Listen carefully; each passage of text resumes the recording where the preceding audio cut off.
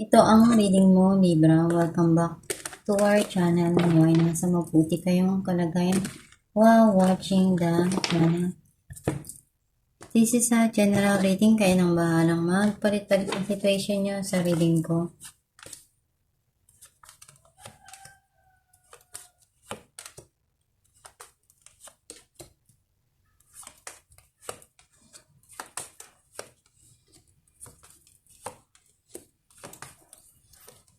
At the bottom of the deck, the Hermit. I feel like yung energy mo, nasi-sense ko na naandun yung mga bagay na naaalala mo, yung mga nangyari sa nakaraan mo. May mga binabalik tanaw ka na memory dun sa past na pwedeng maganda, pwedeng hindi, na nagbigay sa'yo ng matinding, alam mo yung memory na yun is pwedeng may lesson kang nakuha, pwedeng naging inspirasyon mo yun, or motivation mo na matupad yung mga pangarap mo, or something na naging maganda yung impact nun sa buhay mo. Ang mensahe ng card mo, kailangan mo lang talaga na habaan yung pasensya mo. Sumabay sa agos ng buhay. Huwag magpadalos-dalos sa mga desisyon para hindi magkamali. Sometimes may mga bagay talaga tayong pinagdadaanan. Nagkakaroon doon ng pagtatalo, pagkakagulo. Makikita mo dito na yung mga tao nahulog galing doon sa tower. Nagulat sila dahil dun sa mga nangyari. At ganun ka din. Maaring merong nangyari dito na pagtatapos or break up.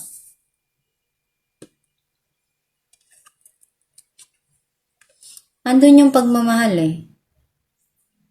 Magmamahal sa sarili or pagmamahal dun sa taong binigay mo lahat.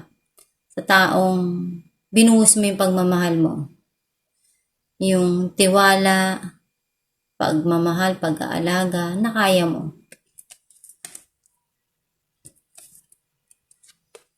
You feel something connected pa rin dun sa past or dun sa taong to.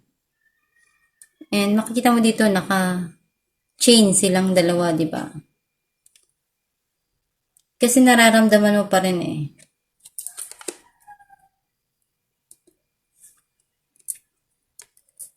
May darating na bago or pwedeng ikaw magbibigay ng pagmamahal. Pagmamahal na to na handa ka naman or something na ibibigay sa'yo, darating sa'yo. Pwedeng may babalik. It depends on you kung ano yung pipiliin mo. Pinag-iisipan mo mabuti yung iyong pera. Kung ano pa yung pwede mong gawin. Kung ano pa yung pwede mong ma-invest, pwede mong magawa na kumita, na ma-improve yung financial. Some of you, pwedeng pinag-iisipan mong mag-put up ng business or pag sumikap ng palalo na umundad yung karera. Pwedeng trabaho. Pinupunuan mo lahat ng makakaya mo dun sa pagmamahal na yun. Pagmamahal na alam mo sa sarili mo na handa kang ibigay. Some of you pwedeng may proposal or engagement.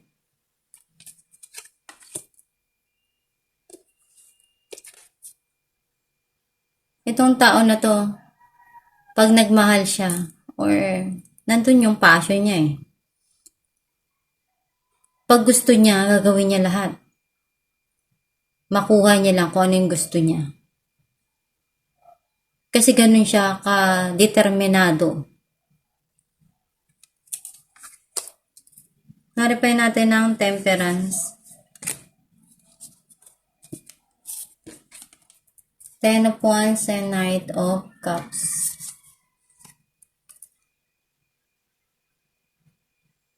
Itong tao na to gusto niya iparamdam sa'yo yung pagmamahal. Gusto niya ipakita Pero para sa kanya, isang responsibilidad na mabigat to. Kailangan niya na matutunan na lang talaga na magdesisyon ng tama. Clarify natin the Lovers.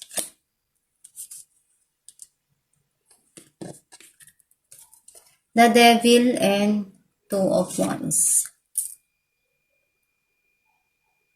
Nakita ko yung opportunity na dumarating.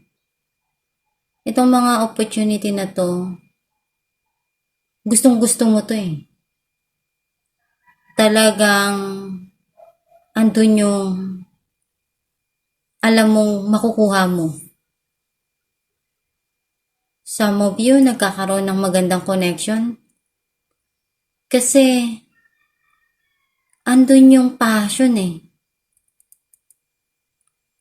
Bukod sa may feelings ka, yung affection, nandun yung nararamdaman mo sa tao na yun. Clarify natin na Ace of Cups. Knight of Swords and the Fool.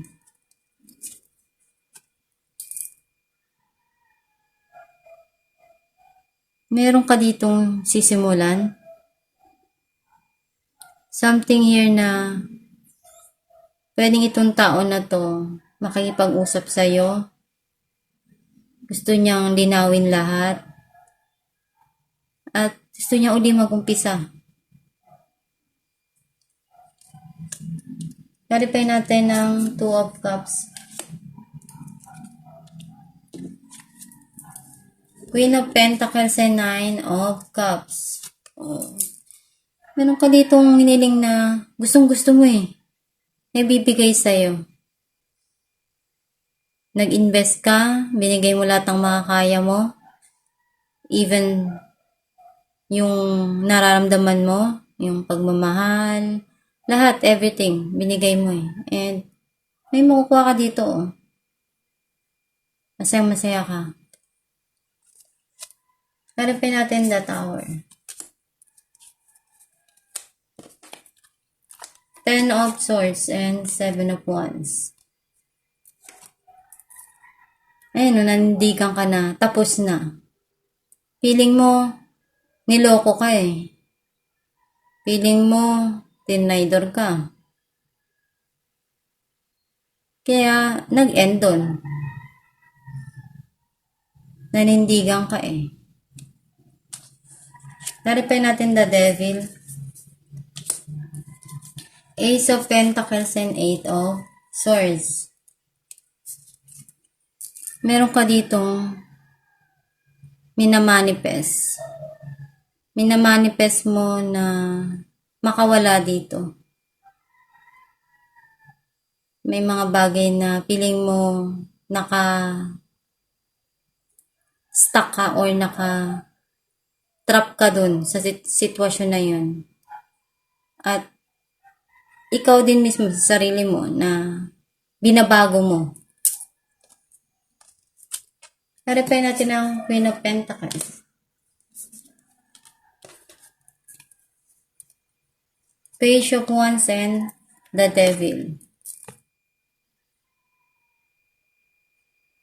Meron ditong darating sa yung balita na naguguluhan ka kung tama ba na paglaanan pa ng panahon at oras.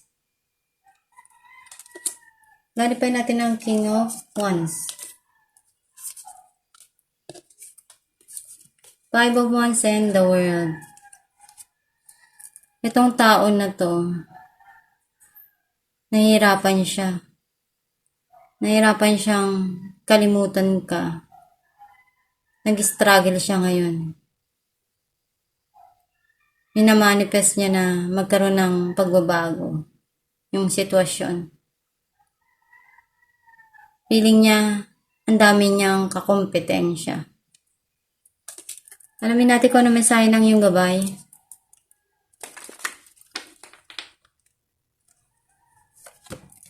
Acceptance. See yourself and others through the eyes of the angels with the unconditional love and acceptance. In this way, you inspire and lift everyone to their highest potential. Ang mensahe ng iyong gabay na matututo tayong tumanggap kung ano man yung mga bagay na dumarating sa atin. Alamin natin sa sarili natin kung tama ba yung mga desisyon natin.